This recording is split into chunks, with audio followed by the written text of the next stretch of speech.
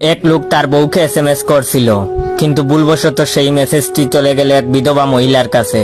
সেই বিধবা মহিলার স্বামী মাত্রই গতকাল মারা গিয়েছেন। যাই হোক, মহিলা মেসেজটি খুললেন, পড়লেন এবং সাথে সাথে অজ্ঞান হয়ে মাটিতে পড়ে গেলেন। কি লেখা ছিল সেই মেসেজে, যে কারণে মহিলাটি অজ্ঞান হয়ে গেল? মেসেজে লেখা ছিল যে, আমার প্রিয় বউ, আমি ঠিকঠাক মতোই পৌঁছেছি। আমি জানি তুমি আমার কাছ থেকে মেসেজ আশা করনি। এখানেও আজকাল মোবাইল ফোন এসে পড়েছে। আমি আসার সাথে সাথে তারা আমাকে একটি মোবাইল ফোন গিফট করেছে। সেই মোবাইল থেকেই আমি তোমাকে মেসেজ পাঠালাম। তুমি জেনে আরো খুশি হবে যে তারা সবাই এখন তোমার জন্য অপেক্ষা করছে। আশা করা যায় কাল পরশুর মধ্যেই তুমিও চলে আসবে। আশা করি তোমার যাত্রাও হবে আমার মতো সুখের। তোমার অপেক্ষায় রইলাম। ইতি তোমার প্রিয় স্বামী।